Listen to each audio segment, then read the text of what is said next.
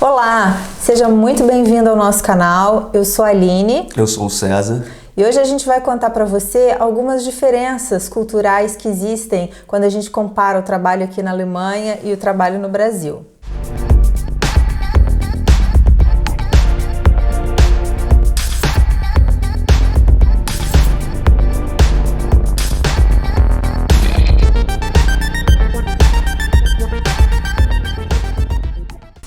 Antes da gente começar, é importante a gente falar para vocês que tudo que for dito aqui é baseado na nossa experiência pessoal, né? No que a gente tem vivenciado durante esse tempo, no que a gente conversa com os brasileiros que a gente conhece, que moram e trabalham aqui. Então, assim, normalmente esses pontos batem, né? Todo mundo tem essa percepção.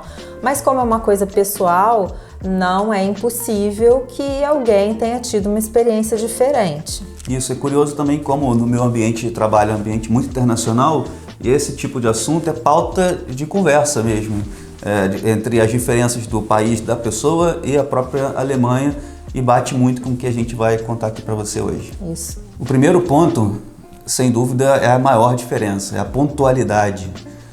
Aqui a pontualidade leva-se muito a sério, porque há um respeito muito grande pelo tempo das outras pessoas. Então, se uma reunião é para começar às 10, é para começar às 10. Sei lá, vamos falar 10:01, vamos esperar, as pessoas estão chegando, às vezes tem que o escritório é muito grande. No meu escritório, inclusive, você tem salas de reunião em 2 prédios diferentes. Tinha até que atravessar a rua, agora tem uma ponte, eu queria que fizeram uma ponte, não precisa mais de atravessar a rua, era por isso que a ponte foi criada, inclusive. É lógico, evitar acidentes, né, numa situação dessa, mas havia-se a questão da produtividade, né, da objetividade de as pessoas conseguirem ser pontuais. Então, primeiro grande ponto, a reunião começa às 10 e não 10:05. 10:05 você já está muito atrasado. 10:02 já está atrasado. 10:02 você já pede desculpa, 10:05 você tem que se justificar. E agora com as reuniões online, né, que quase todo mundo está em home office, piorou, porque não tem nenhuma desculpa de trânsito ou que você perdeu tempo em engarrafamento ou o que quer que seja. Você está em casa, então é obrigatório que você esteja no horário marcado. E outro ponto interessante nessa questão da marcação também e da pontualidade é que muitos compromissos são marcados com muita antecedência, então existe uma antecedência, um planejamento muito grande. Até mesmo na nossa vida pessoal, né? A gente fala, tudo você tem que marcar um termin que no caso é uma reunião, né? Um compromisso, vamos falar assim. E se você marcou alguma coisa com alguém, daqui a 3 meses, 8:30 da noite, daqui a 3 meses você vai visitar, a pessoa vai visitar. Ou então se você vai encontrar na porta do cinema, a pessoa vai estar lá, você precisa ficar fazendo follow-up. A gente vai se encontrar mesmo? Marcou, tá marcado. Outra coisa tem a ver com o horário de trabalho, né? Aqui as pessoas costumam começar mais cedo, para poder sair mais cedo. Isso tem algumas razões. Por exemplo, no verão, como eles ficam loucos por sol, né? Que o sol aqui é mais escasso, eles querem aproveitar o dia. E os dias no verão são longos, então depois que você sai do trabalho ainda dá tempo de fazer muita coisa. Muita gente quer fazer um programa outdoor, quer pedalar, quer dar uma volta nos parques, que aqui a gente tem vários. Então eles gostam de chegar cedo para poder terminar o quanto antes e poder aproveitar o restante do dia. E no inverno a mesma coisa, né? A situação se inverte, os dias ficam muito curtos. Então, por exemplo, 4:30 da tarde já tá noite de verdade, céu escuro com estrela no céu, né? Então, a sensação que dá, se você tá trabalhando até 6, 6:30, parece que você tá entrando noite adentro trabalhando, né? Então, assim, acho que até o organismo entende isso e você fica mais cansado naturalmente. Então eles preferem chegar mais cedo também no inverno, embora o dia demore mais para amanhecer, mas saem mais cedo e ainda que não possam fazer coisas ao ar livre porque tá frio e porque já tá escurecendo, mas eles ainda têm tempo de fazer algo em casa com a família. Então, o horário de trabalho aqui é um pouquinho diferente. Eles sempre preferem começar mais cedo. Mas para a pessoa conseguir sair na hora que ela deseja, para ela conseguir aproveitar mais o dia, ela tem que ter objetividade. Então esse é o próximo ponto. As coisas são muito mais objetivas. Você tem que ir direto no ponto objetivo para fazer as coisas acontecerem, para dar tempo de você sair no tempo que você deseja. Isso muda um pouquinho em relação no Brasil, que você vai fazendo, vai tocando e vai resolvendo um monte de coisa ao mesmo tempo e perde o foco. Aqui é a questão da objetividade e foco para fazer as coisas acontecerem. Por exemplo, não é comum ter a questão dos small talks, você parar com alguém para conversar de assuntos aleatórios, porque está todo mundo preocupado em executar a sua atividade que precisa ser executada naquele momento. Por exemplo, lá na minha equipe tem um cara que adora falar de futebol, ele é fanático pelo Schalke 04 e o cara adora falar de futebol, mas até os próprios alemães eles estranham, o cara vem querer falar de small talk. Ele é alemão. Ele é alemão, exatamente. Até ele fica meio deslocado, assim, comentam assim, lá vem o cara falar do Schalke de novo. Não é comum no trabalho as pessoas ficarem falando de assuntos pessoais, contando como é que foi o fim de semana, o que fez, a festinha de aniversário do filho, ou comentar o tempo, hoje está calor, será que vai esfriar, vai fazer sol amanhã, isso não é comum aqui não.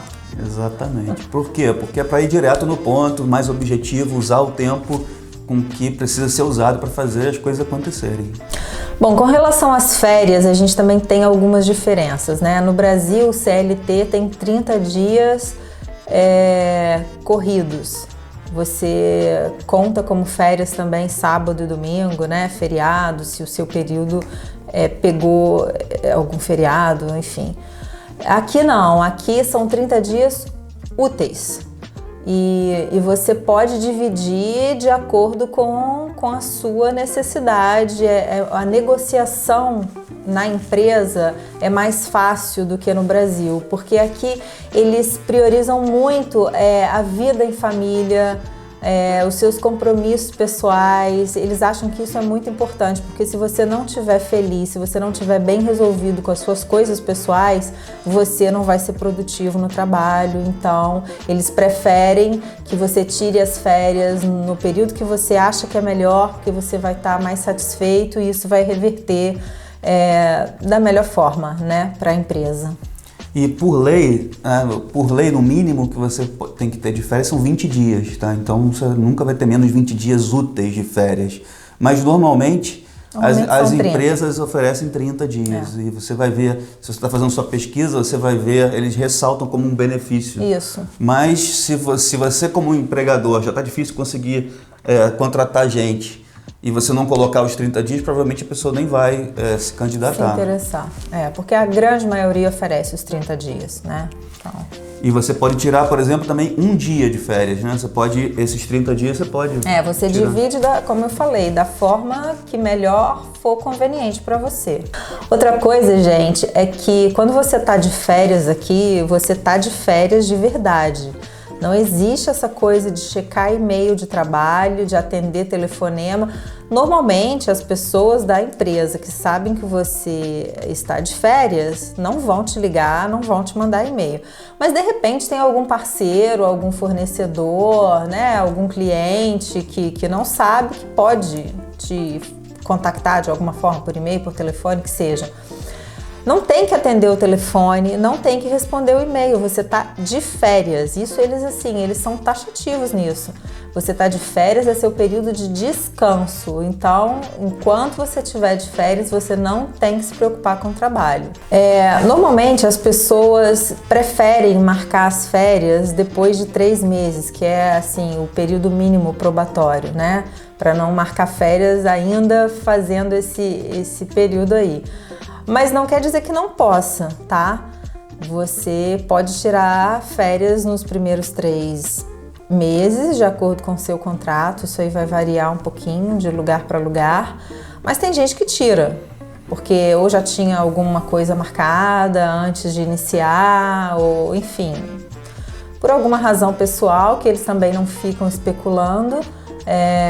Tudo é acordado internamente e não tem problema. E também pega muito mal se você chegar no final do período aquisitivo e você não tirou suas férias. Você passa por uma pessoa desorganizada que não está seguindo o que precisa ser seguido, que é tirar férias. Que se importa que as pessoas tirem férias. Porque aqui tem o Works Council, né? Que eles é como se fosse o sindicato, né? Mais ou menos, comparado, mal comparando. No Brasil, eles ficam em cima. Então, assim, as empresas gostam de estar com tudo muito certo com relação a isso para evitar qualquer tipo de problema. Então, para eles não é bom que você não tire férias. Como César falou, é uma preocupação a menos. Cada um que gerencia as suas e não sobre para o RH ter que ficar fazendo esse controle, né? O próximo ponto, a diferença que você tem que se atentar são as formalidades. Esse aqui tem muito mais formalidade, chamar a pessoa, né, de senhor ou senhora, ou Herr, Frau. Então, é muito difícil você se acostumar com isso. Foi uma diferença. Então, para mim, no meu quesito, como o meu ambiente de trabalho é muito internacional, isso tem pouco. Mas, por exemplo, eu tenho que me preocupar com as outras empresas, com os parceiros. Os parceiros. Então, sempre me chamam de Herr Oliveira e eu tenho que chamar de volta. Pelo sobrenome. Pelo sobrenome. A minha empresa também é uma empresa internacional, a língua oficial é inglês, então não existe essa formalidade tão forte como nas empresas alemãs, né? Mas a gente tem que estar atento porque a gente lida o tempo inteiro com outras empresas, troca e-mail, telefona, então esse contato é muito formal, principalmente com empresas externas. Então, só no meio de uma reunião você tem que endereçar a pessoa e você vai ter que falar a pessoa. Fora quando a pessoa tem doutorado. Que eles colocam o título na carteira de identidade, né? Doctor, tarará, tarará. Então, quando você vai escrever um e-mail, é bom você colocar doutor também. Eles gostam, porque na assinatura deles de e-mail tem. Então, isso também é um pouco diferente, né? Pois eu ficava até na dúvida se chamaria uma pessoa de doctor também. Tipo, mas no caso, não precisa endereçar a pessoa como doctor, não precisa.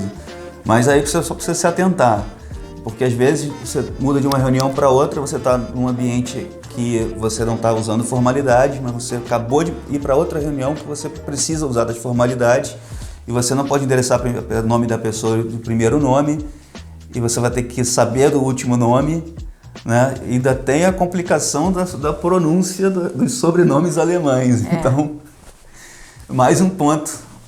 Para você se atentar, é uma diferença, um pouco de cultura. Difícil a gente fazer isso no Brasil, de ficar chamando de senhor e senhora. Que nem o seu colega lá, que é Ian, eu sempre falo, falou com o Ian. Aí você fala, não é Ian, é Ian. Ian. Se você chamar o cara de Ian, é estranho. Então, você tem que falar Ian, Sebastian, muda aí. Sabina, exatamente. Esse ponto agora a gente vai citar, até uma curiosidade, vamos falar assim, mas faz parte da cultura, sem dúvida nenhuma. Até porque eles estão acostumados com isso desde pequenininho, que é o ar fresco. Então, normalmente você vai ver as pessoas abrindo a janela para entrar com ar fresco. Com o ar ligado, né? Isso, mesmo com o ar ligado. Pode estar chovendo, pode estar frio pra caramba lá fora. E a pessoa vai abrir, porque desde pequeno nas escolas, eles fazem isso. Eles têm que abrir. Porque eles têm aquela preocupação com CO2, com ar viciado, que o ar tem que circular. Então, mesmo no frio, em alguns momentos você vai ver que as janelas estão abertas. Tem gente que nem gosta, né? Os próprios alemães. Mas eles aceitam porque na cabeça deles é o correto. Não, agora que estamos em home office, eu vejo alguns eles têm um medidor de CO2 no quarto e aí levanta da reunião e fala, peraí que preciso abrir a janela. Aí vai lá e abre a janela porque tem um medidor de CO2. Aí fica discutindo qual que você tem, vou comprar esse, aquele. É uma coisa normal, porque eles estão acostumados com isso desde pequeno. Só para quando você chegar aqui, não achar isso estranho. E tem outra coisa que eu achei estranho, essa eu tive que rir. Essa eu comecei a rir, eu fingi que estava arrumando sapato, que reunião, tinha 30 pessoas, uma mesa gigante, E aí terminou, era na verdade uma apresentação, e o cara terminou a apresentação, em vez de bater palma, faz o quê? Toque, toque, toque, toque, toque, na mesa. Eu nunca tinha visto isso, eu sei que em outras culturas também tem. Eu já trabalhei com outras culturas diversas e tal, mas nunca tinha visto isso presenciado. Eu comecei a rir, tive que abaixar assim, ó, pra disfarçar que eu tava rindo, né? Mas é mais outra curiosidade. Outra coisa que eu tenho observado muito aqui é a questão do respeito ao tempo do outro, né? Numa reunião ou numa discussão, as pessoas sempre esperam quem está falando terminar. Isso parece meio óbvio, mas no Brasil é assim também, mais ou menos, né? Porque às vezes a gente interrompe sem querer. A pessoa está falando uma coisa e você tem algo a acrescentar naquele ponto ali, ou você discorda, ou você já comprovou que não é desse jeito e você quer dizer para ela que não. Aqui eles esperam. As pessoas não são interrompidas. Interromper quem está falando assim, é uma extrema falta de educação, uma falta de respeito. Então, segura, respira e depois que a pessoa terminar, normalmente eu vejo as pessoas anotando, sabe? Para não perder, né, o ponto, porque de repente uma pessoa está falando várias coisas e como as pessoas esperam elas terminarem, elas anotam. E aí depois, eu quero fazer algumas colocações. Com relação àquilo que você falou, é isso, isso, isso. Aquele outro ponto eu não concordo por causa disso, disso e disso. Então eles são extremamente polidos, né? São muito educados com relação ao tempo do outro. E no momento atual, todo mundo em home office, é normal que a gente use o Teams, né? Ou qualquer outra solução que você use. Você levanta a mãozinha para falar. Então também isso acontece muito. A pessoa está falando, alguém colocou a mãozinha. Clica lá. Aí ela sabe que quando a pessoa terminar de falar, pode ficar lá 5 minutos falando ainda. Mas a pessoa está na fila para falar na próxima vez. Quando ela terminar de falar, a pessoa... Quem estiver conduzindo a reunião vai te dar a vez, né? Vai depender da condição exatamente da reunião, mas pode ser que a pessoa já entre direto falando, vai depender se tem um moderador ou não. Eu digo, se tiver alguém moderando. Né? O próximo ponto é em relação à lealdade. Sim, os alemães eles ficam mais tempo nas suas empresas do que no Brasil. Então você vê pessoas com anos e anos aí que continuam na mesma empresa. A rotatividade é bem menor. Inclusive, eu fiz um vídeo, tem um vídeo aqui, você pode ver, a gente vai deixar aí na descrição ou no card, de 5 motivos para você aplicar agora, né, para vagas na Alemanha. Essa é uma vantagem, porque as pessoas não tem muita gente mudando de trabalho, né, principalmente agora. Então, fica atento, porque a concorrência é menor.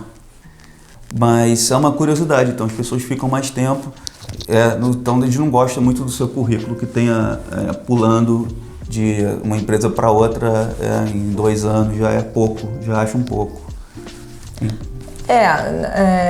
Quando é muito, né? 2 anos, menos que isso. Não significa que se você já passou por várias empresas, isso vai te prejudicar, não. É só, eles acham estranho você trocar de emprego num período muito curto.